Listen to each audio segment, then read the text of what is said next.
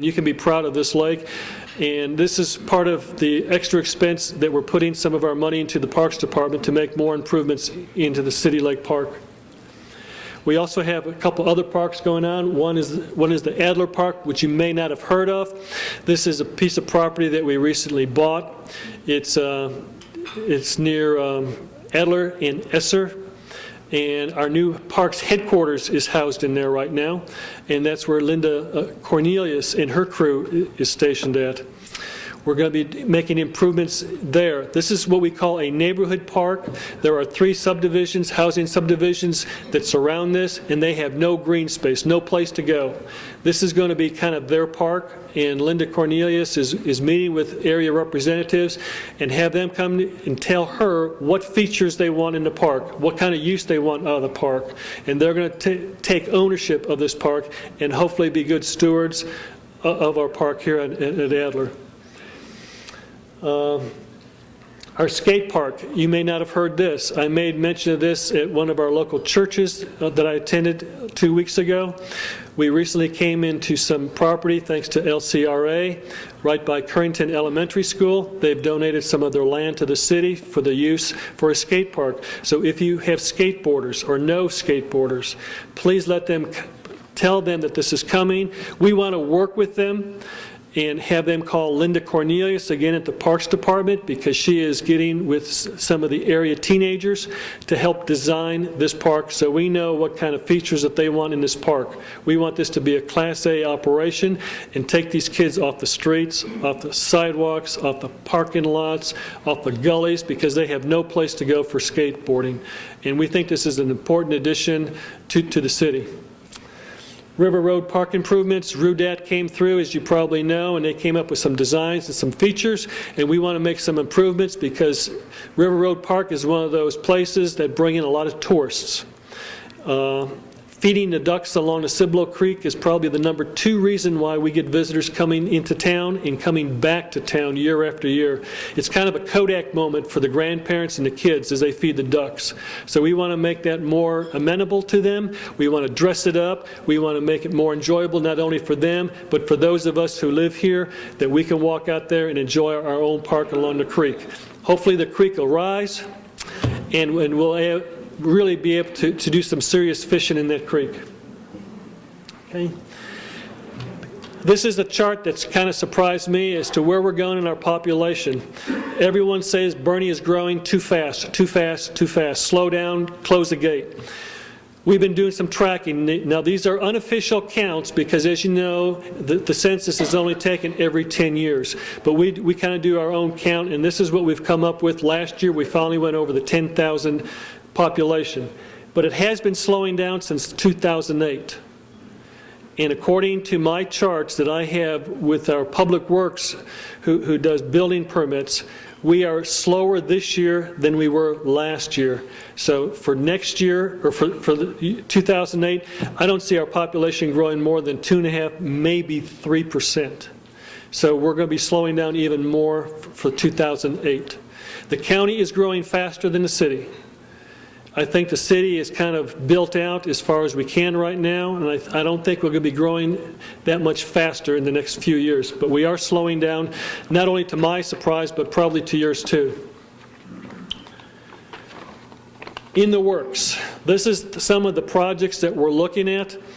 I told you about our infrastructure improvements that we'll be making not only next year, but for the next 2 years.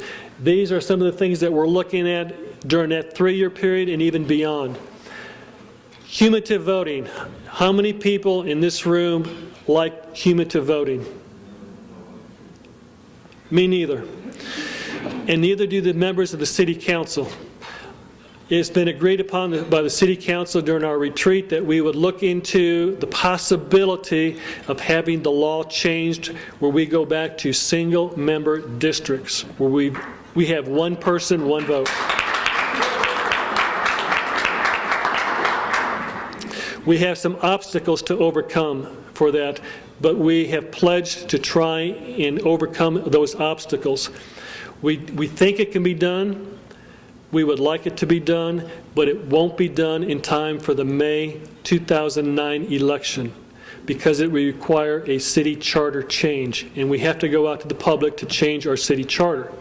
We think it'll be done by November of next year, in time for the May 2010 election. So for the next coming city council election, this coming May, it'll still be cumulative voting, but I'm thinking and I'm hoping that that may be the end of it. We're still trying to work this out with LULAC and some other organizations to get their support. The Phillips Center parking, as you probably noticed, we don't have any more buildings at the Phillips Center. They've been torn down and resurfaced, and that's going to be surface parking. We know for you businesses on Main Street, parking is very critical and very important to your success. Parking is at a premium because property in downtown Boerne is very expensive. So we are using this solely and only for surface parking at this time. Sometime in the future, we may go to garage parking, and it may occur on the same location, but for right now, our only intent is to use it for surface parking. The Dinger building decision. As you know, as I said, we're moving toward a new library building. We haven't decided what to do with the Dinger building. As you all know, and as it's been recorded in the San Antonio News-Express, that building was not built to be a library. That building performed many different functions over its year. When the city of Boerne purchased that building, it was not to turn it into a full-time, lifelong library, but to use it as a library because the old library was housed in what is now our police department. The Dinger building is adequate for what we have now, but it is not adequate for the future, and that's why the voters of Boerne decided to raise $5 million to go out and build a new library. That building is protected. It's in the historic district. So no matter what happens inside, the outside will stay the same. It will be protected. We're going to go out and ask the public, what do you want the city to do? This is a city asset.